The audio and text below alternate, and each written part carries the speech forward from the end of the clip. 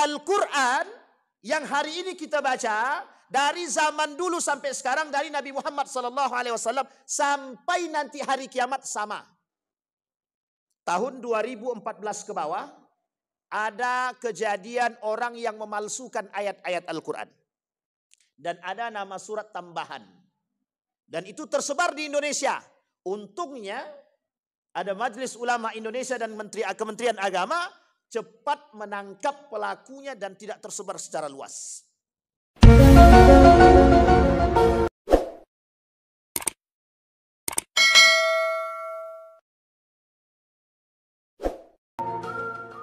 Baik Bapak Ibu, malam ini nuzulul Quran. Ini temanya cuma nuzulul Quran aja? Oh terserah. Ini panjang lebar kalau terserah nih. Baik, tapi sebelumnya kita batasi. Berapa menit Bapak Ibu? Ini kalau tak dibatasi melebar Bapak Ibu. Tidak tahulah panjang kali nanti. Kita batasi. Sampai jam berapa Bapak Ibu? Ini persoalan Quran ini bisa sampai subuh tak selesai. Jadi yakin sampai subuh? Yang ustadznya kabur tak? Itulah masalah tuh yang terakhir tuh. Baik, pokoknya kalau sudah terasa bosan dia angkat tangan. Udah cukup Ustaz, kami dah angkat bendera putih ya. Baik. Malam hari ini tentang nuzulul Quran. Saya ingin membahas nuzulul Quran ini pada aspek peradaban Islamnya saja. Al-Quran dan peradaban Islam. Tapi sebelum di situ, malam ini saya bagi pada 3 bagian. Yang pertama dalam aspek sejarah, yang kedua dalam aspek fitnah, yang ketiga kaifa yubarmijul Quran al-haya. Bagaimana posisi Al-Quran dalam kehidupan umat manusia. Oke Bapak Ibu dapat 3 poin ya. Poin pertama sejarah. Sebelum saya mulai dari sejarah, saya tanya dulu sama Bapak Ibu sekalian yang berbahagia. Surat yang pertama kali turun. Surat yang pertama kali turun. Silakan yang bisa jawab angkat tangan. Al-Alaq 1 sampai salah. Loh, jangan. Silakan. Apa Al-Alaq 1 sampai 1 sampai nomor 4 atau 54? Salah. Silakan yang bisa jawab. Ini bukan tipu daya ini. Nah, ini mau kita luruskan dulu. Iqra, baik. Iqra itu ayat. Saya tadi bilang apa? Surat pertama kali turun. Surat yang pertama kali turun di dalam Al-Quran itu. Baik. Dan mau dijawab sekarang apa nanti? Oh sekarang ya, udah gak sabar. Surat yang pertama kali turun secara keseluruhan dari 1 sampai terakhir. Surat Al-Mudassir. Al-Mudassir. Qum fa'anzir wa rabbaka fakabbir wa thiyabaka fatahhir sampai akhir. Surat ini turun dari nomor 1 sampai terakhir. Turun secara keseluruhan. Loh kok bisa? Bisa. Nanti kita sampaikan dalam poin nuzul Qur'annya, dalam poin sejarahnya. Itu surat secara keseluruhan. Ada yang mengatakan berbeda, ada namanya Muzammil. Artinya sama. Ya ayyuhal muzammil, sama artinya. Yang berselimut. Jadi awal mula Nabi melakukan syiar Islam itu ketika surat Al-Mudaththir ini turun. Ketika turun ayat Iqra belum lagi Nabi langsung menjalankan syiar Islam, belum. Tapi turun surat Al-Mudaththir baru secara keseluruhan. Kalau pertanyaannya surat ayat yang pertama kali turun. Ayat yang pertama kali turun. Ayat apa? Ayat yang pertama kali turun. Barulah kemudian disebutkan Al-Alaq ayat 1 sampai 5. Pertanyaan kedua. Harus bisa jawab. Karena tiap tahun diperingati. Mengapa Allah turunkan ayat Al-Quran? Yang bisa jawab kita kasih buku hadiah. Hadiah buku. Mengapa Allah menurunkan ayat Al-Quran? Ini tiap tahun diperingatin. Harus tahu nih kenapa Allah turunkan ayat. Nanti poinnya di sini. Poinnya di sini. Silakan. Pedoman hidup. Masya Allah. Sama tuh. Taurat juga begitu, Injil juga begitu. Tapi karena yang jawab anak kecil, good, mantap, satu. Tapi belum pada intinya. Sini, maju. Kita kasih buku satu. Khalid Muhammad Khalid, Abu Bakar Siddiq, pembenar Nabi di saat orang yang mendustakan. Silakan, halal. Siapa nama? Faturrahman ibn Mustafa. Iya betul Pak Karena bapaknya Mustafa. Baik, lanjut. Yang kedua, selain dari pedoman hidup. Yang kedua. Nanti saya ceritakan semuanya Bapak Ibu. Mudah-mudahan waktunya cukup. Yang kedua. Ada yang tahu Bapak Ibu? Yang tua-tua. Ini penting Pak, ini penting. Kalau tak tahu kita sebab turunnya ayat, kita tidak akan dapat. Tidak akan dapat intinya. Mana siapa? Silahkan Pak. Apa Pak? Hidayah bagi manusia. Sama Pak, Taurat, Injil, Zabur sama. Dia juga hidayah bagi manusia. Manusia waktu itu. Kurang tepat. Jadi apa tua kan agak cerita ada toleransi. Yang lain Pak, silahkan. Yang lain. Nanti kalau di akhir insya Allah. Kalau tak ada yang jawab Pak, nanti kita kasih dia. Silahkan Pak. Jangan malu-malu. Ini ilmu Pak, ilmu. Tidak usah malu-malu. Tidak ada yang jawab lagi? Kalau tak ada saya jawab. Saya jawab Bapak Ibu ya. Yang pertama, Al-Quran, ayat Al-Quran turun. Ayat Al-Quran turun dari atas ke bawah. Itu tujuannya satu. Mengumpulkan semua kitab-kitab terdahulu. Mulai dari sahifah, mulai dari suhuf, mulai dari mushaf. Sampailah kepada ayat Al-Quran. Dikumpulkan semua. Saya runut sejarahnya. Zaman Nabi Adam, apa yang ditinggalkan? Sahifah. Ajaran Nabi Adam. Kemana diturunkannya? Kepada siapa diturunkan? Kepada anak Nabi Adam. Siapa nama anak Nabi Adam? Yang menerima ajaran Nabi Adam. Siapa Bapak Ibu? Jawabnya Habil bin Qabil. Salah. Siapa Pak? Yang tahu. Kemana Nabi Adam turunkan ajaran agama dari Allah. Dari Nabi Adam kepada anaknya. Siapa nama anaknya? Yang tak masuk dalam 25 Nabi. Namanya Nabi Syed. Dari Nabi Syed turun kepada Idris. Sampai ke bawah. Satu, berbentuk sahifah. Yang kedua, Nabi Musa alaihissalam. Naik ke Bukit Tursina. Turun bawa sahifah.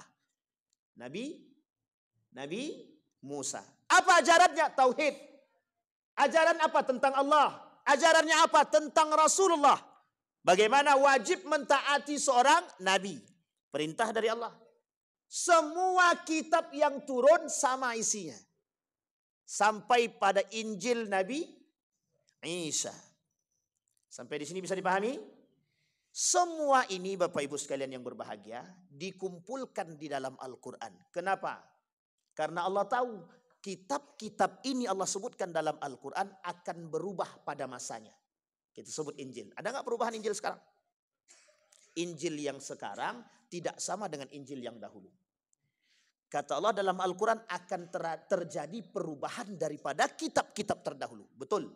Taurat sudah berubah, Injil sudah berubah, Zabur sudah berubah. Yang tidak berubah dari dulu sampai sekarang cuma satu. Al-Quran. Satu. Dikumpulkan semua kitab. Termasuklah suhuf. Lembaran. Dalam ajaran para anbiya terdahulu, nabi-nabi terdahulu. Yang kedua. Mengapa Allah turunkan ayat Al-Quran? Dan Allah turunkan dalam kondisi munajjaman atau tanzil bertahap. Jawaban yang kedua adalah menjawab persoalan umat. Al-Quran yang hari ini kita baca dari zaman dulu sampai sekarang dari Nabi Muhammad SAW sampai nanti hari kiamat sama. Tahun 2014 ke bawah ada kejadian orang yang memalsukan ayat-ayat Al-Quran. Dan ada nama surat tambahan. Dan itu tersebar di Indonesia. Untungnya ada Majelis Ulama Indonesia dan Kementerian Agama cepat menangkap pelakunya dan tidak tersebar secara luas. Sekarang pertanyaannya, kok bisa Al-Quran diturunkan menjawab persoalan umat? Kita jawab satu-satu. Kita jawab dari sejarah. Mulai daripada sejarah semuanya disampaikan oleh Nabi. Dulu sistemnya jahiliyah. Orang dulu jahiliyah banget. Tapi sejahiliyahnya dulu lebih jahiliyah sekarang. Orang jahiliyah dulu tidak punya ilmu. Orang sekarang jahiliyahnya pakai ilmu. Sampai di sini paham Bapak Ibu? Makanya dikatakan Al-Quran selaras dengan zaman. Dari zaman dulu orang jahiliyah sampai sekarang jahiliyah juga. Al-Quran tetap selaras. Tetap bisa dijadikan pedoman. Persoalan apa yang tidak bisa dijawab oleh Al-Quran? Satu, kita sebut. Persoalan yang dijawab. Ketika masa Nabi ada perbudakan. Turun ayat Al-Quran untuk melepaskan perbudakan. Fatahriru raqabatin. Lepaskan budak-budak. Islam tidak mengenal istilah perbudakan. Sistem jahiliyah. Sekarang saya tanya Bapak Ibu, siapa yang punya pembantu? Kalau ada yang mempunyai pembantu dan dia samakan pembantu dengan budak atau dia perintah pembantu tersebut, dia caci maki, berarti dia sudah memperbudak pembantu. Kalau ada yang sekarang seperti itu, berarti dia telah memperbudak pembantu. Di dalam Islam itu terhina Pak, itu terhina. Sampai di sini paham Bapak Ibu? Perbudakan dilepaskan. Nabi datang, perbudakan hilang. Makanya kenapa para orang-orang, mohon maaf, para budak-budak pada masa Nabi Muhammad SAW mereka bahagia. Kenapa bahagia? Islam datang membebaskan perbudakan. Persoalan pertama. Persoalan kedua. Ada orang main riba-ribaan. Jadi dulu sistem jahiliyah dulu dalam ekonomi itu konglomerasi. Maka orang miskin tidak mungkin jadi kaya. Orang miskin tidak akan mungkin jadi kaya. Kenapa nggak mungkin jadi kaya? Loh yang kaya harus kaya, yang miskin harus tetap miskin. Nama sistemnya konglomerasi. Itu yang mau dibuat di Indonesia. Sekarang saya jawab, begitukah Islam? Tak, turun Al-Quran. Tidak ada perbedaan kaya dengan miskin. Allah sebut dalam Al-Quran. Kalimatnya aghna wa aqna. Apa itu aghna wa aqna? Perbedaannya gini.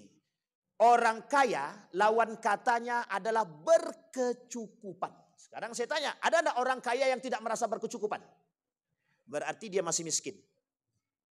Orang miskin. Sekarang saya tanya, ada enggak orang kaya rumahnya bertingkat 5, hutangnya melimpah? Nah, itu wajib zakat tuh berarti. Maafnya, bukan wajib zakat, wajib dizakati. Oh iya Pak, kalau ikut aturan main mazhab Syafi'i Pak, orang kaya rumahnya bertingkat 3, mobilnya 5. Kalau di total pendapatan per bulannya 1 miliar, hutangnya 980 juta. Tidak wajib zakat dia Pak. Tidak wajib zakat. Sekalipun pendapatannya 1 miliar per bulan. Tapi bayar hutang, tersisalah per bulan itu cuma 4 juta atau 5 juta atau 6 juta. Mentok-mentok 7 juta lah per bulan. Sekarang saya tanya, coba kalkulasikan 7 juta per bulan sampai 1 tahun. Sudah sampai belum 85 gram? Belum sampai. Kecuali 7,5 juta. Kan mepet tuh. Tinggal 500 saja kan Pak Ustadz. Gitu. Tetap tidak bisa Pak. Kalau pakai aturan main itu. Tapi kata mazhab Imam Abu Hanifah, Syekh Yusuf Al-Qardawi menggunakan metode yang berbeda. Kata Syekh Yusuf Al-Qardawi sampai kiamat tidak akan ada orang berzakat itu. Maka dibuatlah aturan. Berapa pendapatannya? Kotornya berapa? 8 juta per bulan. Wajib zakat. 85 gram. 85 gram itu Bapak Ibu ditotalkan selama setahun itu 85 juta. Kalau sudah pendapatan per tahun 85 juta, maka wajib dizakati. Jadi 7,5 itu sudah 85 juta tepat pas itu. Sampai di sini paham Bapak Ibu? Al-Quran turun Pak menjawab tidak ada kaya, tidak ada miskin. Yang miskin itu siapa? Orang yang tidak pernah merasa berkecukupan. Sampai di situ pas tidak ada yang bermain dengan riba. Karena persoalannya kaya dan miskin, mereka bermain dengan riba. Tujuannya bisa memperkaya diri, dilakukan oleh masyarakat jahiliyah dahulu. Kalau sekarang ada orang main riba, berarti dia jahiliyah terlambat. Kenapa jahiliyah terlambat? Baru sekarang dia main riba. Itu sudah tradisinya jahiliyah dahulu.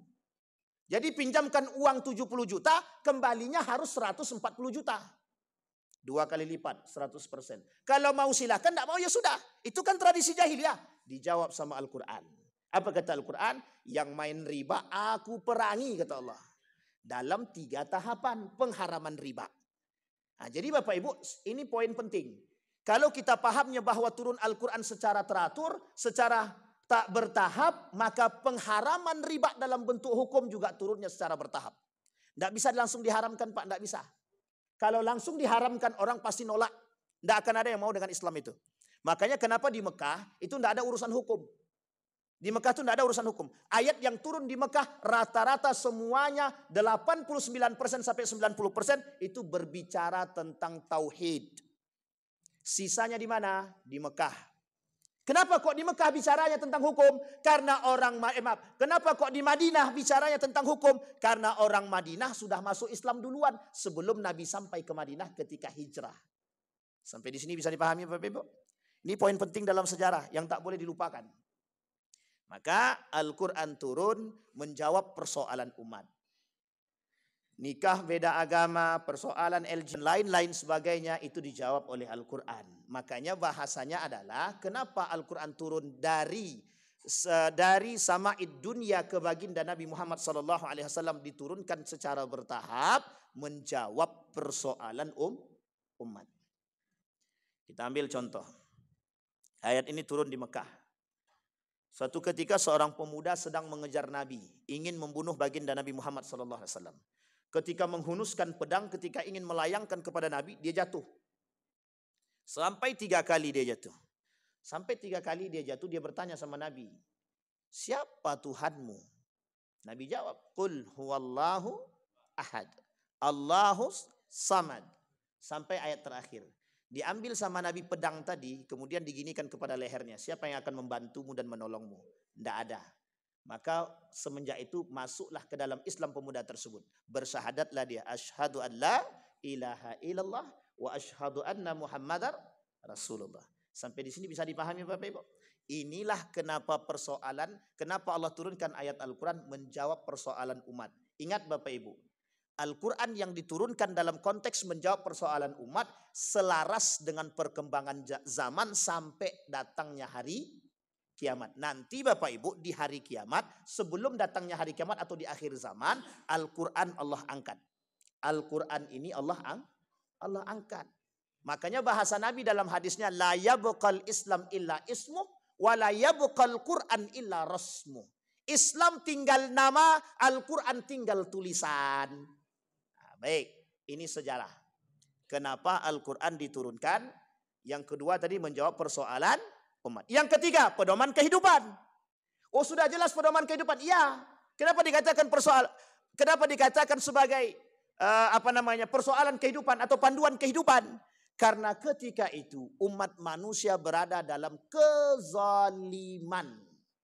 Sehingga kata guru kami, perlu adanya cara pandang hidup yang islami. Bagaimana cara pandang hidup yang islami? Kembali kepada Al-Quran. Sekarang saya kasih tahu Bapak Ibu. Ada ndak aturan mengatur bagaimana seorang suami yang baik dalam Al-Quran? Ada. Ada nggak aturan bagaimana menjadi seorang istri yang solehah di dalam Al-Quran? Ada. Memang tuntunannya Al-Quran. Jadi kalau tak sesuai dengan Al-Quran, Pak Ustaz, ya tidak solehah lah. Kan begitu? Ada istri yang melawan suaminya. Ada nggak Nabi katakan jangan melawan suami? Tidak boleh. Ada kata Nabi jangan lawan suaminya. Siti Aisyah itu berkali-kali diingatkan sama Nabi itu. Karena dia yang paling muda dengan Siti Hafsah. Istri Nabi yang paling muda ada 2. Yang paling muda Siti Hafsah dengan Siti Aisyah. Sekarang pertanyaannya siapa Siti Hafsah itu? Siapa Siti Hafsah? Ibu-ibu lah, jangan bapak-bapak lagi. Ibu-ibu, siapa Siti Hafsah? Istri Nabi, ya kita juga tahu kalau itu. Siapa dia maksudnya? Ini ibu-ibu Pak. Karena abang tuh dah jawab. Apa kata beliau? Anak Umar bin Khattab. Jadi ini kalau ibu-ibu tak tahu sejarah, ini perempuan bahaya nih. Nabi punya sahabat. Nabi juga punya sahabiat. Sahabiat kalangan perempuan, sahabat kalangan laki-laki. Maka Bapak Ibu dengan ayat yang turun tadi selama berapa tahun? Berapa tahun Bapak Ibu? Nabi menjadi Nabi berapa tahun? Ya Allah ampuni dosa hambamu ya Allah. Berapa tahun Nabi jadi Nabi? 23 tahun. 10 tahun ayat turun di Mekah, 13 tahun ayat turun di Madinah, ditotalkan semua jadi 23, maka muncullah yang disebut dengan ayat Makkiyah dan ayat Madaniyah. Ayat yang turun di Mekah dan ayat yang turun di Madinah. Semua peruntukannya untuk siapa? Untuk semuanya. Utsman, orang pertama yang melakukan jam'ul Quran wa tadwinuhu. Utsman ini orang yang pertama sekali mengumpulkan Al-Quran dan menjilidnya. Maka akhir daripada kepemimpinan Utsman ibn Affan dapat fitnah. Nanti kita bahas pada poin yang kedua fitnah tadi. Jadi pada pertama itu adalah ijtihadnya Umar bin Khattab. Kata Umar, bro Abu Bakar, kumpulkan ayat-ayat Al-Quran. Karena takut orang-orang penghafal Quran ini mati habis meninggal semua. Tidak tersisa. Contohnya di mana? Di perang Uhud. Yang banyak meninggal dikuburkan disebut dengan kubur makbarah syuhada. Sampai di sini paham Bapak Ibu? Banyak yang meninggal. Kata Umar bin Khattab, kita kasihan. Nanti generasi tidak tahu dengan Al-Quran. Apa kata Ibnu Abbas? Betul tuh bro. Disepakatilah oleh para sahabat Nabi. Ijtihad Umar disepakati oleh para sahabat dan diaminkan oleh Abu Bakar. Awalnya menolak tapi kemudian diterima. Kenapa alasannya diterima? Masuk akal. Kata Abu Bakar, kenapa dia menolak? Karena Nabi tak lakukan. Memang Nabi tak lakukan karena Nabi masih hidup. Kalau Nabi sudah meninggal, siapa yang bakal menjadi tolak ukurnya? Tidak ada. Maka tersisalah para sahabat. Dikumpulkanlah Pak. Ini saya kasih tahu Bapak Ibu cara pengumpulannya. Orang pertama yang diperintahkan oleh Abu Bakar, Ali bin Abi Thalib. Membuat tim, termasuk salah satunya Utsman ibn Affan, termasuk salah satunya Sofyan, termasuk salah satunya Zaid bin Sabit, Ibnu Mas'ud dan lain sebagainya. Dikumpulkan Pak. Sampai setengah jalan, baru dikumpulkan sebagian. Di ujung sana muncul manusia yang mengaku Nabi. Zaman Nabi hidup, Nabi palsu 7 orang. Setelah Nabi meninggal muncul Nabi palsu yang lain. Namanya Musailamah al-Kadzab. Yang disebut dengan kadhibatun. Nah, dalam buku ini dibahas. Dalam buku ini. I'jazul Quran yang keluar dari lisannya Musailamah al-Kadzab. Siapa dia? Nabi palsu mengaku Nabi palsu. Apa kata Musailamah al-Kadzab? Aku juga bisa buat syair. Seperti Al-Quran. Dibuatlah ayat tandingan atau surat tandingan. Seperti surat Al-Fil. Sekarang Bapak Ibu surat Al-Fil. Coba sebutkan sama-sama Bapak Ibu. Surat Al-Fil. Li'ila. Salah Bapak Ibu. Al-Fil. Konsentrasi Pak. Jangan terlalu serius betul hidupnya Bapak Ibu. Siang kita lapar, malam kan dah makan. Mungkin kebanyakan makan kambing berarti. Alam tara kaifa fa'ala. Oleh para ahli syair ketika itu yang ada di Mekah menakjubkan kalimat ini. Kata Musailamah al-Kadzab, aku juga bisa. Dibuatlah sama Musailamah al-Kadzab. Al-fil, anfuhu tawil, jismuhu kabir. Ditertawakan sama para pengikut Musailamah al-Kadzab tadi, Nabi palsu tadi. Apa artinya? Gajah itu hidungnya panjang, perutnya besar, kakinya gede. Ditertawain sama para pengikut Musailamah al-Kadzab. Cuman karena takut malu dan takut sama Nabi palsu ini tadi, mereka tak berani mengungkapkan. Hanya saja tersenyum. Tidak bisa menandingi. Apa kata Allah dalam Al-Quran? Silahkan kalian datang dengan ayat yang sama jika memang kalian mampu. Jadi Bapak Ibu, ayat Al-Quran diturunkan pada poin yang keempat, i'jaz, mukjizat bagi Nabi. Di dalam Al-Quran ada 4 poin mukjizat yang harus kita pahami. 1 mukjizat bahasa, mukjizat makna, mukjizat peradaban, dan 1 lagi mukjizat cerita, qisas. Bapak Ibu sekalian yang berbahagia, di dalam Al-Quran itu berbicara tentang masa depan, tentang hari kiamat. Sekarang saya tanya, Bapak Ibu ketika berbicara tentang hari kiamat mau tidak percaya apa tidak? Wajib percaya kan? Kalau tak percaya kafir kita. Kan begitu. Sementara juga Al-Quran berbicara tentang sesuatu yang sudah berlalu. Nabi Musa dan Nabi Khidir. Gimana cerita Nabi Musa dan Nabi Khidir di dalam Al-Quran? Pertanyaannya percaya apa tidak? Mau tak mau harus percaya. Maka muncullah kaum liberal. Apa kata kaum liberal? Bukan persoalan betul atau salahnya cerita di dalam Al-Quran, tapi bagaimana cara kita mengambil manfaat dan faidah daripada ayat Al-Quran, cerita dalam Al-Quran. Betul apa salah? Betul apa salah? Bukan persoalan betul atau salah cerita di dalam Al-Quran, tapi bagaimana kita mengambil intisari daripada cerita dalam Al-Quran. Betul apa salah? Betul apa salah? Ada yang bilang betul lah, kok gak kompak? Ibu bilang betul, sini bilang salah. Bu, salah bu. Cerita dalam Al-Quran bukan persoalan benar atau salah. Cerita dalam Al-Quran mutlak benar. Jangan bilang bukan persoalan benar atau salah Pak Ustadz. Itu kerjaan kaum liberal. Orang kafir yang ada di sana, Pak, yang di barat itu yang tukang buat. Dibuatnya kita, diragukannya kita dengan Al-Quran. Maka kata Imam Al-Ghazali, syakun bil Quran. Orang-orang ini dibuat ragu dengan Al-Quran. Kenapa hari ini manusia tak jadikan Al-Quran pedoman kehidupan? Karena ragu dengan Al-Quran. Kenapa kok ragu dengan Al-Quran? Karena akal terlalu tinggi. Itulah yang dilakukan oleh Yahudi. Apa kata Yahudi? Angkat akal tinggi-tinggi. Turun ayat Al-Quran. Wa minan nasi may yu'jibuka qawluhu fil hayatid dunya. Kelak akan banyak orang-orang meninggikan akal. Lisan mereka berbicara akan kepintaran mereka. Dan manusia takjub, kagum dengan kepintarannya. Padahal menyesatkan. Sampai di sini bisa dipahami Bapak Ibu. Ini penting nih Bapak Ibu. Kembali kepada poin tadi. Kembali kepada, sampai mana tadi ya? Ini saking panjangnya nih Bapak Ibu. Sekarang kita kembalikan lagi. Poin yang kedua tadi apa? Baik, poin yang keempat adalah ketika Al-Quran setelah dijadikan pedoman kehidupan, Al-Quran berupa i'jaz, mukjizat. Yang tidak bisa ditegur, Pak. Yang tidak bisa diapa-apakan. Allah sebut dalam Al-Quran tentang Nabi Musa, famfajarat min husnata asrata aina qad alima kullu unasim mashrabahum.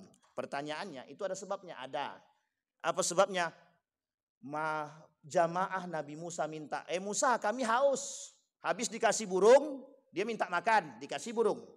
Setelah dikasih burung, manna wa salwa. Kemudian setelah kenyang, haus dia. Setelah haus, dia minta lagi.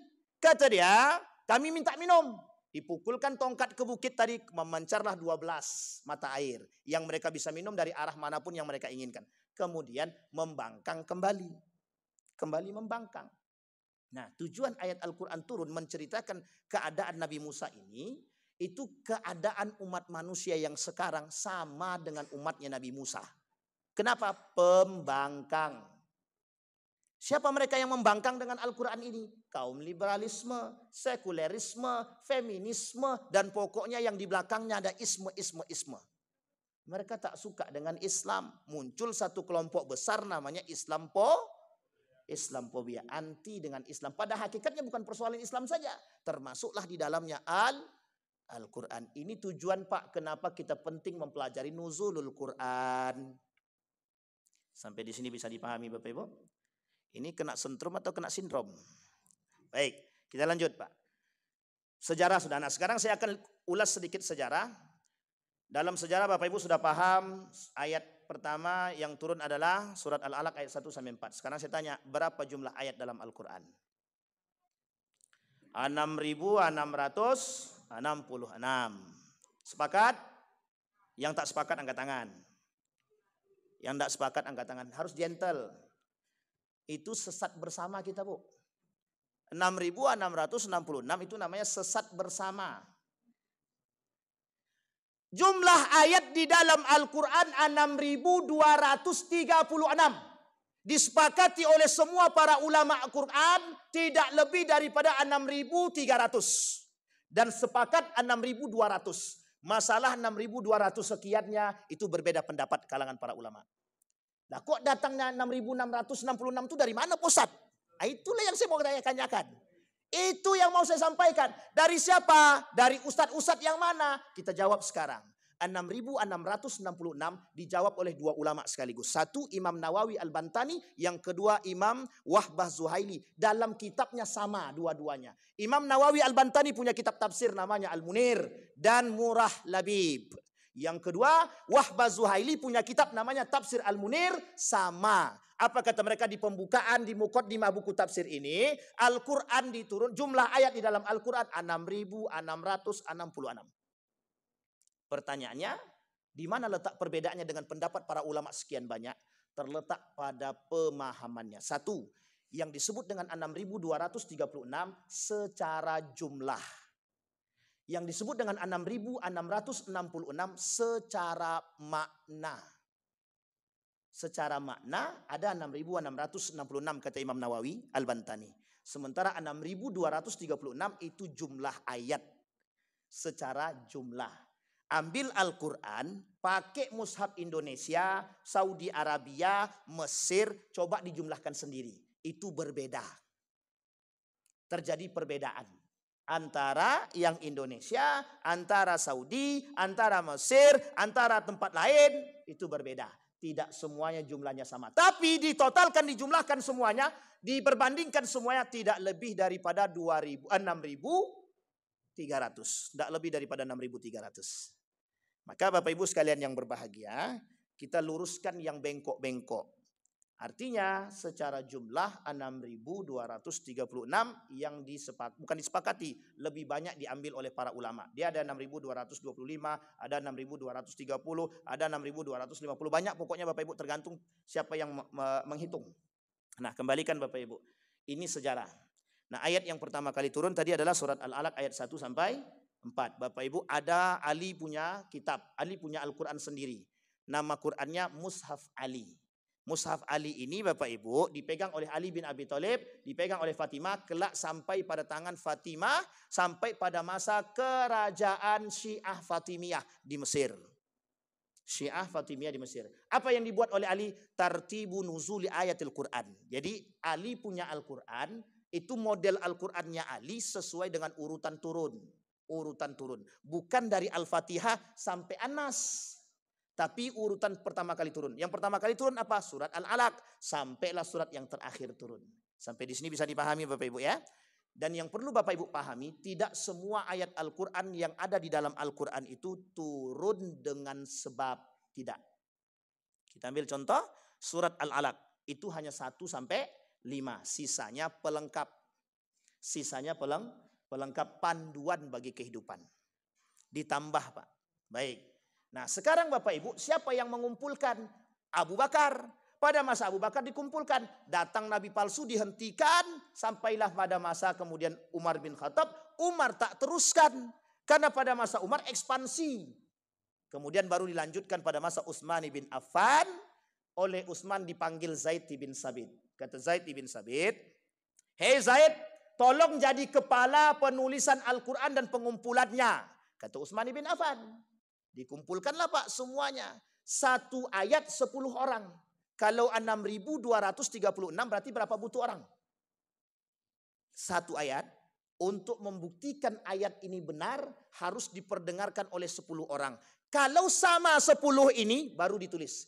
Kalau di antara 10 ini atau satu orang saja ada yang hafalannya kurang baik dan tidak tepat, maka harus diulang, cari orang lain, cukupkan 10, diulang kembali. Jadi tidak main-main mengumpulkan Quran tuh Pak. Makanya disebut dengan i'jazul Quran. Para penulis ini diberikan ilham yang baik oleh Allah dalam menulis Al-Quran. Saya bawa bukunya Bapak Ibu. Namanya Sejarah Teks Al-Quran. Coba tengok nih. Namanya Sejarah Teks Al-Quran. Nah, ini dia Bapak Ibu. Sejarah teks Al-Quran dari wahyu sampai kompilasi. Di sini dibahas secara detail. Tapi kan tak perlu kita bahas ini. Secara gamblang saja kita bahas. Kalau kita bahas ini panjang waktunya tadi. Nah kembali kepada poin tadi Bapak Ibu. Pada masa Utsman bin Affan, barulah kemudian setelah dikumpulkan oleh Utsman bin Affan. Karena Al-Quran ini turun dalam 7 huruf. Disepakatilah diambil poin sebagai pemegang kebijakan. Kata Utsman bin Affan, pakai bahasa Arab Quraisy aja.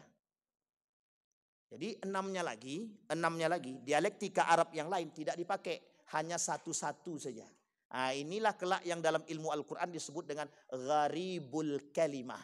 Kalimat-kalimat aneh di dalam Al-Quran. Sebenarnya tidak aneh, tapi diambil dari bahasa Arab yang lain dari 7 dialektika tadi.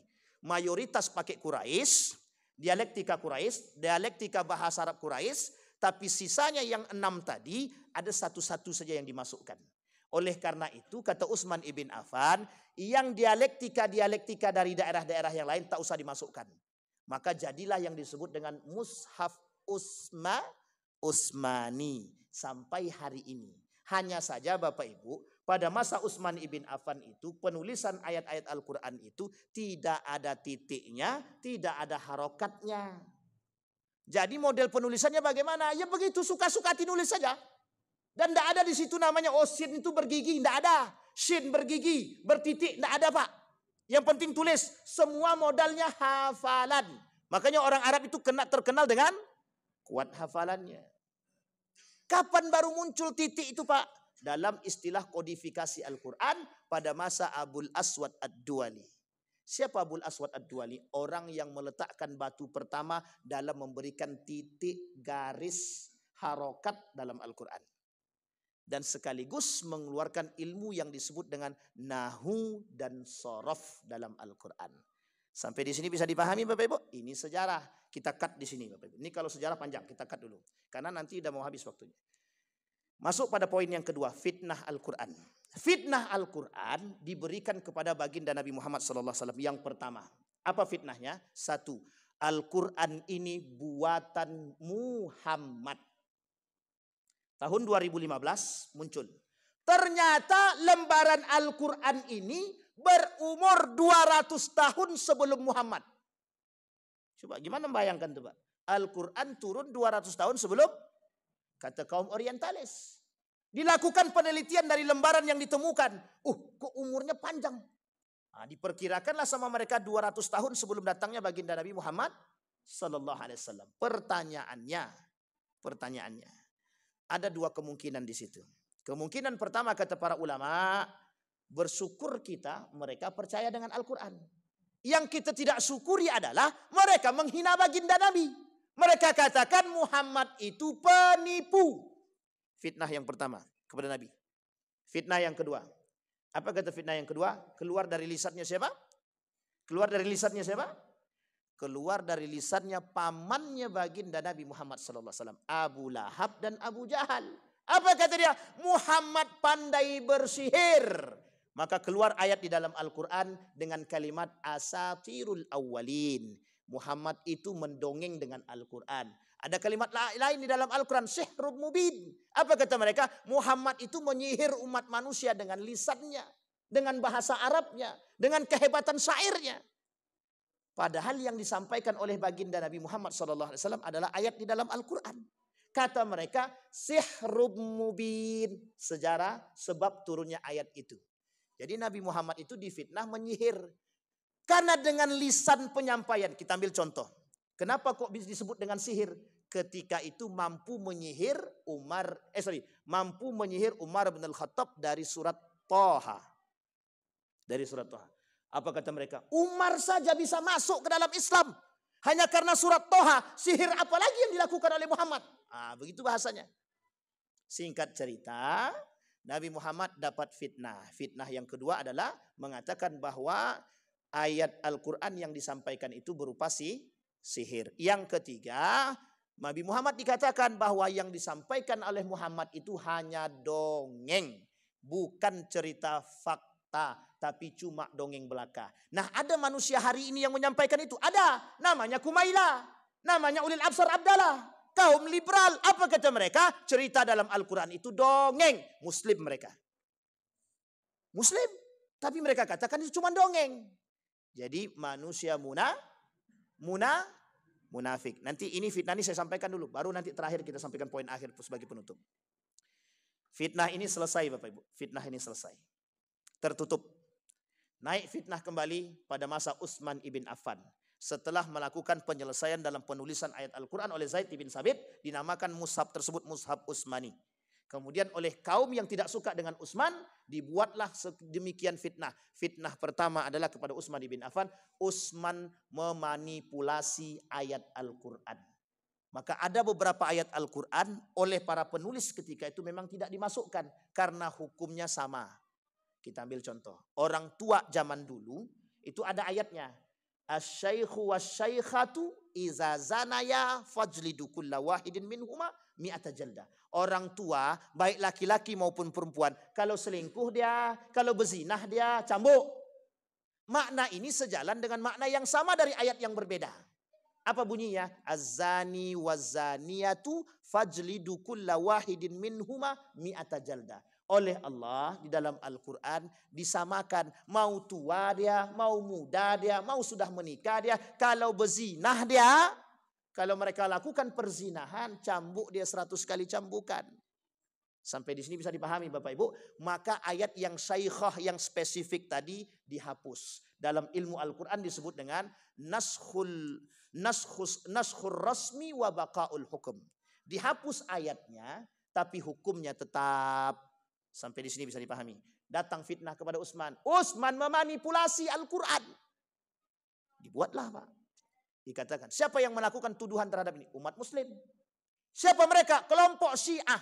Yang kelak mereka mendemo Utsman ibn Affan yang sedang mengaji. Selesai mengaji, sadaqallahul azim, didobraknya pintu Utsman ibn Affan. Mereka masuk ke dalam satu persatu sebanyak 6 orang. Satu masuk, dibunuhnya, dicekiknya Utsman. Habis itu dia kira dia sudah meninggal. Keluar dia, masuk yang kedua. Setelah masuk kedua, ditikamnya Utsman bin Affan 3 kali. Masuk yang ketiga, dipatahkan tangan istrinya. Dibunuh oleh ajudan Utsman bin Affan. Masuk yang keempat, ajudan dibunuhkan, Utsman dibunuh lagi. Istrinya yang enggak tahu dalam riwayat apakah dibunuh atau tidak.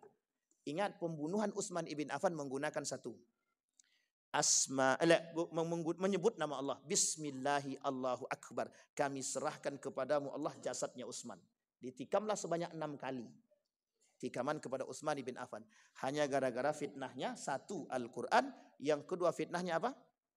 Nepotisme. Yang ketiga korupsi. Ini tiga poin ini menjadi utama. Oleh seorang pemuda disampaikan kabar ini ke Mesir. Dari kalangan Syiah Fatimiyah yang ada di Mesir datang ke Madinah memberontak kepada Utsman sampai terjadi kasus tersebut. Pembunuhan terhadap sahabat Nabi. Apa kata Utsman bin Affan ketika diajak makan oleh Nabi? Yang duduk bersama Nabi cuma Abu Bakar dan Umar bin Khattab. Utsman agak jauh di belakang. Makan tidak sepiring dengan Nabi. Kata Utsman bin Affan, akulah yang paling banyak dapat fitnah. Betul Pak?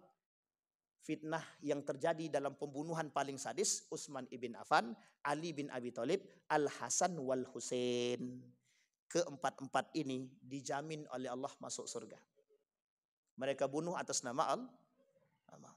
Nah, sekarang saya sampaikan Bapak Ibu. Ini poin terakhirnya Bapak Ibu. Ini berkaitan dengan poin kita yang terakhir. Apa poinnya? Yang membunuh ini hafal Al-Quran. Yang membunuh ini hafal Al-Quran. Yang membunuh ini mengerti Islam. Yang membunuh ini rajin sholatnya. Orang seperti inilah Bapak Ibu sekalian yang berbahagia.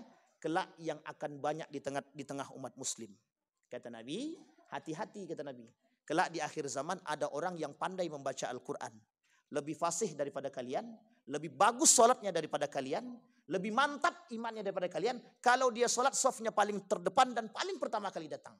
Tapi mereka kata Nabi, yamruquna minad din. Mereka keluar daripada agama seperti yamruqu as-sahmu minar ramiyah. Seperti keluarnya anak panah daripada busurnya. Siapa mereka? Nabi sebutkan dalam riwayat yang lain. Al-Khawarij. Orang yang pandai lisan. Ya, sekarang poinnya Bapak Ibu. Al-Quran ini satu, selaras dengan zaman. Yang kedua, Al-Quran ini pedoman kehidupan. Yang ketiga, orang akan beruntung sekalipun Al-Quran dia manfaatkan untuk dunia. Karena kata Imam Nawawi merujuk kepada hadis Nabi, ada orang yang dengan lisannya mengerti Al-Quran, dia gunakan untuk mencari dunia. Liyusiba minhud dunya. Maksudnya bagaimana Pak Ustaz? Dia jual Al-Qurannya Pak. Hari ini hati-hati. Kenapa kita katakan hati-hati? Banyak pondok tahfiz yang berdiri, kita apresiasi. Hanya saja jangan sampai orang yang mendirikan pondok-pondok tahfiz ini salah niat untuk memperbanyak pendapatan. Jangan salah Pak, karena musuhnya kita itu adalah umat muslim itu sendiri. Yang meruntuhkan Islam kata Nabi, umat muslim. Yang merusak Al-Quran, umat muslim. Artinya apa? Umat muslim tahu Al-Quran tapi tak mau berpedoman dengan Al-Quran. Sekarang saya tanya Bapak Ibu berhukum dengan Al-Quran atau tidak? Berhukum dengan Al-Quran atau tidak? Hampir Pak. Hampir setengah daripada proses permasalahan kehidupan kita tak kembalikan kepada Al-Quran. Maka Bapak Ibu sekalian yang berbahagia. Kenapa Allah katakan dalam Al-Quran, afala yatadabbaruna al-Quran am ala qulubi aqfaliha. Tidakkah kalian mau bertadabbur dengan ayat Al-Quran? Kalau kalian tak mau bertadabbur dengan ayat Al-Quran, hati kalian keras, mati. Maka Bapak Ibu kata Nabi kata dalam hadisnya, itu tadi kan Allah yang mengatakan. Sekarang dalam hadisnya kata Nabi, taraktu fikum amrain. Aku tinggalkan 2 perkara kata Nabi. Kalau kalian berpegang teguh dengan 2 perkara tersebut, mustahil sesat, mustahil. Al-Quran was sunnah. Hanya saja cara memahami Al-Quran dan sunnah ini yang kita butuhkan. Sampai di sini bisa dipahami Bapak Ibu. Nah, kembali kepada judul kita tadi yang saya katakan Al-Quran sebagai pusat peradaban Islam. Caranya bagaimana? Kembali kepada personal masing-masing setiap kita. Bagaimana memperlakukan Al-Quran dalam kehidupan rumah tangga kita. Kalau Al-Quran kita jadikan pedoman hidup. Tapi kalau Al-Quran cuma kita jadikan pejengan di rumah. Di mana letaknya? Jadi hiasan. Aku kumpulkan Ustaz banyak Al-Quran di rumah. Dibaca enggak? Kadang-kadang Ustaz. Oh itu masalahnya. Makanya saya tanya sama Bapak Ibu, lebih banyak mana? Lebih banyak mana? Lebih banyak mendengarkan Al-Quran atau musik? Jawab dengan jujur. Nah itulah. Makanya kalau Islam runtuh, kalau Islam turun, ya kita sendiri yang menurunkan. Maka 30 tahun yang akan, 20 tahun sampai 30 tahun yang akan datang. Khawatir bahwa generasi kita tak mengenal Al-Quran. Orang tua tak pernah marah kalau anaknya tak baca Quran. Orang tua marah kalau anaknya tidak belajar. Nak belajar, kalau tak belajar kau bodoh. Tapi pernah nggak orang tua? Nak, kau udah baca Quran? Belum. Ayolah, nanti jangan lupa baca Quran ya. Gitu aja Pak. Kalau kami zaman kecil dulu, Wan pergi belajar baca Quran. Kalau masih di rumah dipecut Pak, dipukul. Zaman dulu. Sekarang pukul tak boleh Pak Ustaz. Bagaimana caranya? Pandai-pandailah. Sampai di sini paham Bapak Ibu. Jadi tujuan kita memperingati nuzulul Quran pada aspek makna, bagaimana kita memaknai Al-Quran. Sehingga ketika Al-Quran masuk dalam diri kita, itulah yang disebut oleh guru saya. Apa kata Nabi? Bukan, yang disebut oleh Nabi. Ketika Aisyah ditanya bagaimana akhlaknya Nabi, kaifa akhlaquhu, dijawab sama Siti Aisyah, akhlaquhul Quran, akhlaknya Nabi itu seperti Al-Quran. Maka Nabi tidak pernah keluar daripada Al-Quran. Sifat Nabi, karakter Nabi tidak pernah keluar daripada Al-Quran. Bapak Ibu sekalian yang berbahagia, poin penting malam hari ini yang ingin saya sampaikan kepada kita semua. Betapa Al-Quran bisa memberikan dua hal. Satu, bisa membuat hidup kita lebih baik. Yang kedua, justru bisa menghinakan kita. Orang yang menggunakan Al-Quran untuk mendapatkan dunia, maka dia akan mendapatkan dunia tapi dihinakan oleh Allah. Orang yang menggunakan Al-Quran untuk membuat hidupnya lebih baik, Allah berikan. Allah berikan apa yang mereka inginkan. Kata Nabi, jika Anda menjaga agama, maka Allah akan menjaga Anda. Kalau Anda menjaga agama, tajid tujahak, apa yang Anda minta kami berikan. Bapak Ibu sekalian yang berbahagia, orang Yahudi membaca Al-Quran dan bertadabbur dengan ayat Al-Quran, sehingga menghasilkan ilmu alam. Ada ahli di bidang teknologi, astronomi. Kenapa kok orang Yahudi? Meskipun tidak Islam tapi mereka mempelajari ayat Al-Quran. Kita Muslim bangunnya jam berapa? Kapan baca Qurannya? Mereka bangun jam 3 malam, mandi, habis mandi baca Quran. Bukan kitab mereka yang mereka baca, tapi Quran. Kita umat Muslim bangun jam berapa? Jam 3 sama. Ngapain? Nonton bola. Jangan tersinggung bapak-bapak ya. Ini tak ada singgung-singgungan. Tapi begitu keadaan dia. Umat Muslim dengan Al-Quran apatis dan pragmatis. Mereka tidak. Kata mereka, ini pernyataan kaum Yahudi. Al-Quran ini, kata mereka, itu kitab yang paling berbahaya sepanjang zaman. Kenapa? Di dalam itu kalau orang yang mengerti akan tahu semua ilmu. Maka Kunto Wijoyo dalam tulisannya mengatakan Al-Quran ini sumber ilmu. Apa kata dia? Al-Quran sumber. Pertanyaannya, begitukah kita memahami Al-Quran sebagai orang yang beriman? Nah, itu yang bisa jawab Bapak Ibu sendiri. Maka Bapak Ibu, saya menyarankan di rumah kita bukan hanya Al-Quran, cari tafsir. Bukan terjemahan ya. Kalau terjemahan lain, nanti sesat nanti. Nah, tapi pakailah namanya tafsir. Sudah ada tafsirnya Jalalain itu sudah dia terjemahkan dalam bahasa Indonesia. Wahbah Zuhaili 15 jilid sudah bahasa Indonesia banyak. Tinggal beli saja Bapak Ibu. Kan beli pakai duit Pak Ustadz. Itulah. Jangan pikir-pikir kalau mau beli buku itu. Baik. Sampai di sini ada pertanyaan Bapak Ibu? Enggak ada nih. Ini agak-agak gimana? Tenang. Ada pertanyaan tuh? Silakan. Yang mau bertanya silakan Bapak Ibu. Wih, kok ente sih? Tanya di luar kan bisa juga. Silakan Bapak Pur.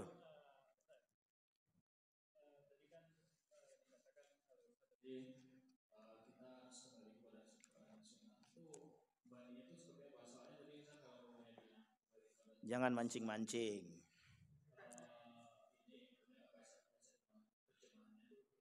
Oh iya.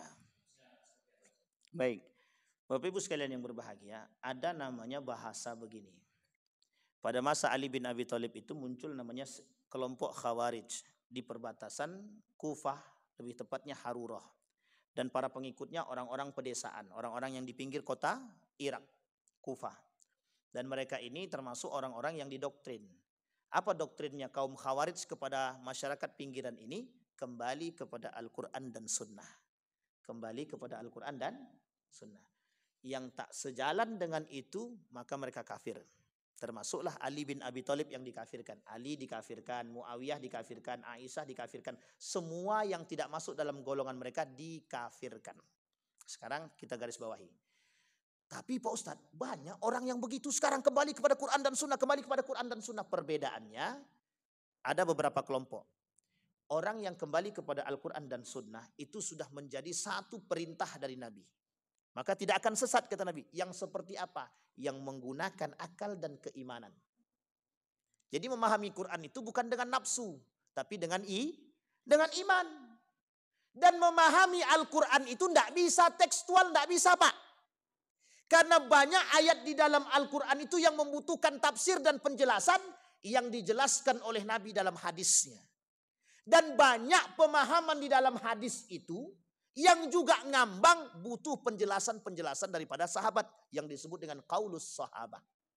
Sampai di sini bisa dipahami Bapak Ibu. Tapi inti poinnya, sumbernya ada dua, Al-Quran dan Sunnah. Sekarang Bapak Ibu, bagaimana cara kita memahami Al-Quran dan Sunnah? Disitulah tujuan kenapa Allah berikan kita akal.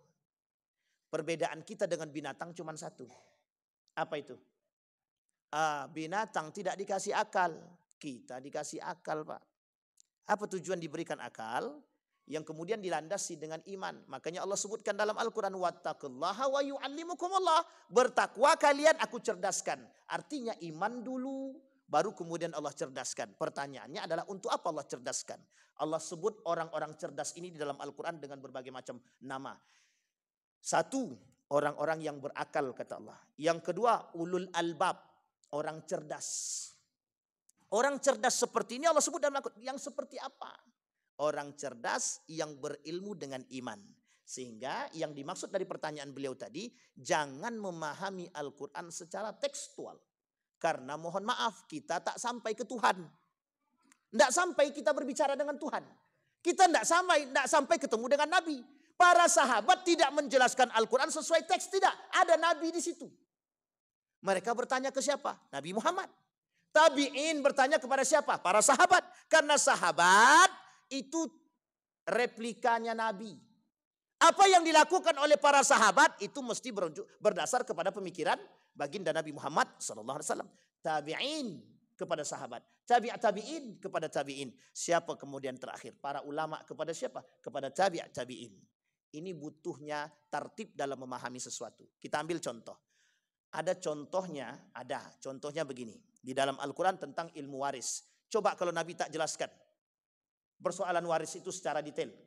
Sudah Allah sebutkan dalam Al-Quran. Tapi ada beberapa persoalan tidak disebutkan di dalam hadis. Contoh, adakah di dalam Al-Quran boleh tidak orang kafir menerima waris dari orang muslim? Itu yang menjelaskan siapa?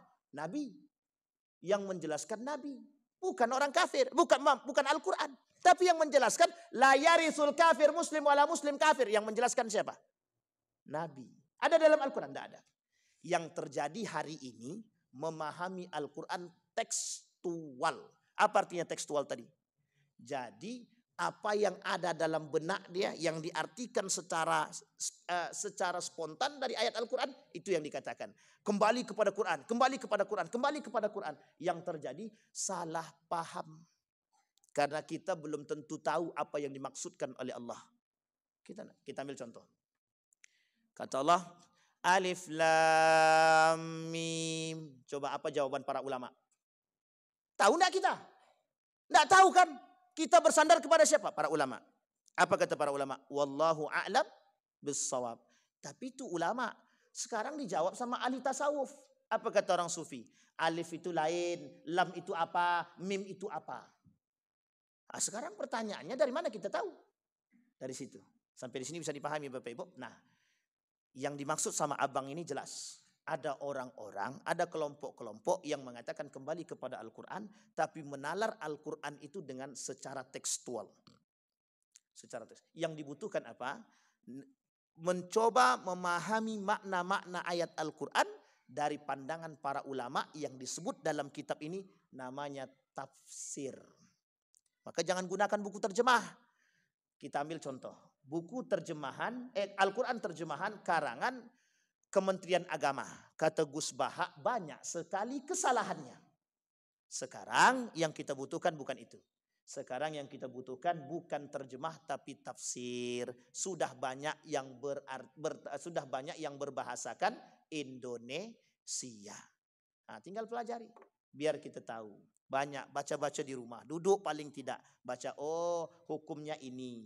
Oh hukumnya ini. Oh begini maksud Al-Quran. Oh begini kata para ulama. Begini kata Nabi. Di dalam kitab tafsir tersebut ada hadisnya, ada ceritanya, ada balaghahnya, ada maksudnya yang bisa kita ambil untuk memberikan penjelasan yang lebih terhadap pemahaman ayat Al-Quran. Kalau kita tak paham dengan ayat Al-Quran, kita pelajari melalui terjemahan sesat. Allah, kata Allah dalam Al-Quran, Yadullah fauqa aidihim.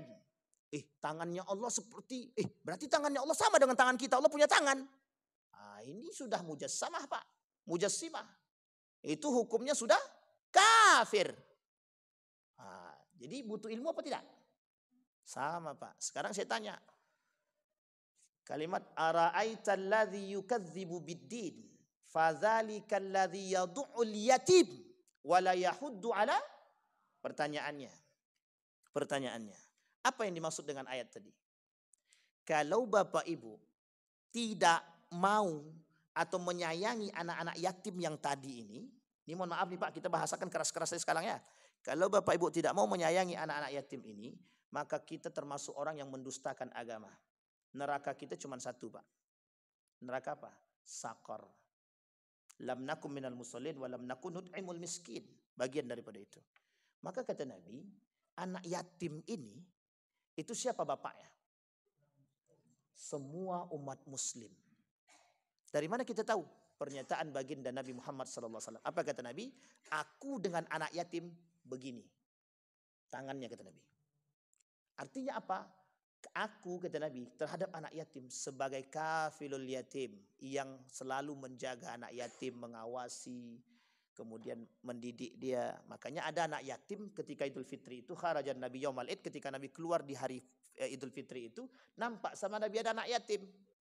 Ketika anak yatim itu menangis dia, bakian kata Nabi, menangis.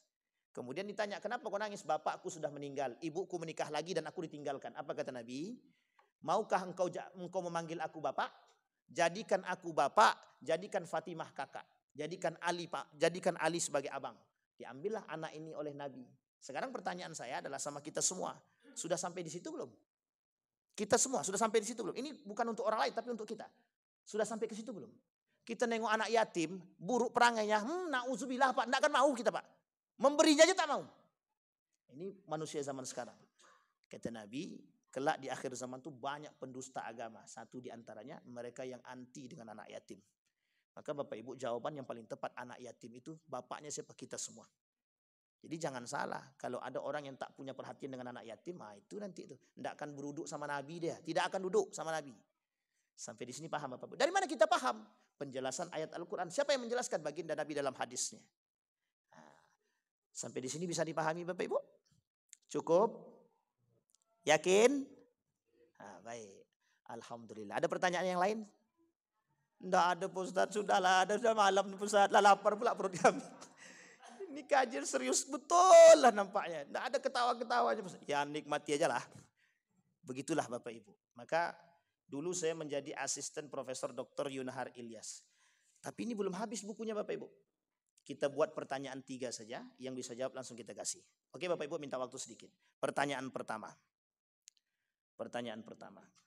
Mengapa Allah menurunkan, apa sebab Allah turunkan ayat Al-Quran itu di malam 17 Ramadan? Yang bisa jawab. Tadi tidak ada dalam itu kan sudah bahasan lama.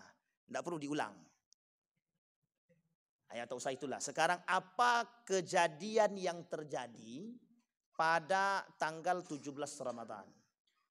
Sehingga Allah turunkan ayat Al-Quran. Yang bisa jawab. Ya Allah. Tiap tahun ya Allah. Namanya perang Badar. Ya udah sekarang lebih singkat lagi. Hafalkan surat Al-Alaq ayat 1 sampai 4. Nah, silakan. Adik yang ganteng nih, sini. Ya, sini. Oh, tak bisa juga. Bismillahirrahmanirrahim. Surat Al-Alaq ayat 1 sampai 5. Bismillahirrahmanirrahim.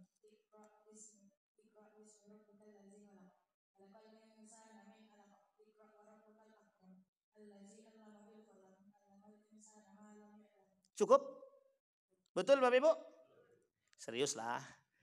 Baik, kita serahkan. Ini buku dari Khalid Muhammad Khalid Umar bin Khattab. Yang tadi Abu Bakar Siddiq. Serah terima. Halal. Baik. Siapa namanya? Hah? Yang benar. Oh ya, Biu. Baik, pertanyaan kedua. Silakan. Terima kasih Biu.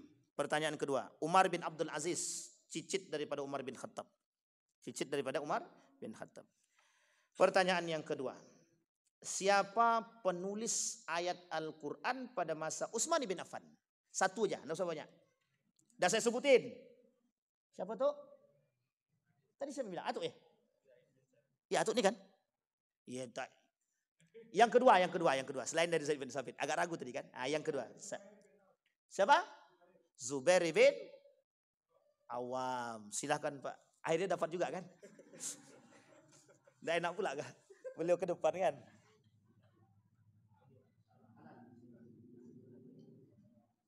Pertanyaan terakhir. Dari Utsman bin Affan. Ini buku orang yang khalifah yang banyak mendapatkan fitnah. Pertanyaan terakhir. Bapak Ibu sekalian yang berbahagia. Pada masa siapa dijilidnya Al-Quran? Dijilid. La ilaha illallah baru tadi Pak. Silakan angkat tangan. Jangan ragu-ragu langsung angkat. Silakan Bu. Siapa Bu? Pada masa Umar bin Khattab. Kurang tepat Bu. Kurang tepat. Silakan Bapak Ibu yang bisa jawab. Pada masa siapa? Utsman bin Affan. Ustadz Mustafa. Silakan Ustadz Mustafa. Sama anaknya. Bapak dapat, anak dapat. Baik Bapak Ibu sekalian yang berbahagia. Alhamdulillah selesai. Saya memang niat tadi Bapak Ibu bawa buku itu untuk dijadikan hadiah. Mudah-mudahan ada manfaat. Mudah-mudahan bisa mengambil cerita atau manfaat atau faedah daripada cerita para khalifah tadi. Orang-orang yang tadi kita kasih bukunya itu. Khalifah-khalifah itu tidak ada satupun yang tidak hafal Al-Quran. Satupun tidak ada. Semuanya hafal Al-Quran. Jadi mau jadi apapun kita silahkan. Yang penting hafal Al-Quran. Jadi Al-Quran tidak boleh kita tinggalkan. Mudah-mudahan bermanfaat. Mudah-mudahan bisa menjadi pedoman bagi kehidupan kita. Langsung dengan doa Bang. Ya, kita doa sedikit saja. A'udzubillahi minasyaitonirrajim. Bismillahirrahmanirrahim. Alhamdulillahirabbil alamin. Hamdas syakirin, hamdan naimin, hamdan yuwafi ni'amahu wa yukafi'u mazidah. Ya Rabbana lakal hamdu kama yanbaghi li jalali wajhikal karim wa 'azimi sultanik. Allahumma shalli ala Muhammad wa ala ali Muhammad fil alamin innaka Hamidum Majid. Allahumma faqihna fid din wa 'allimna ta'wil. Allahumma ighfir lana dhunubana wa dhunuba walidina warhamhuma kama rabbayana shighara. Allahumma ighfir lahum warhamhum wa'afihim wa'fu anhum wa akrim nuzulahum wa wasi' madkhalahum waj'alil jannata mathwahum. Allahumma ij'al ahlana min ahli al-Qur'an waj'al ahillatana min ahli al-Qur'an alladhina nahnu khasatuka wa ahluk ya arhamar rahimin. Allahumma ij'al al-Qur'an al-'azima rabi'a qulubina wa nura sudurina wa jilaa ahzanina wa dhihaba humumina wa gumumina. Allahumma ij'al al-Qur'ana hujjatan lana wa la hujjatan alaina ya rabbal alamin. Rabbana atina fid dunya hasanah wa fil akhirati hasanah wa qina azaban nar. Walhamdulillahi rabbil alamin. Assalamualaikum warahmatullahi wabarakatuh.